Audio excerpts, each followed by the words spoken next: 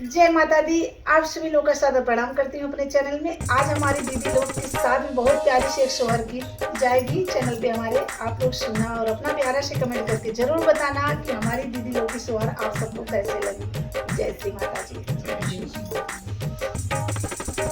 महुआ जे छुए माहू वरिया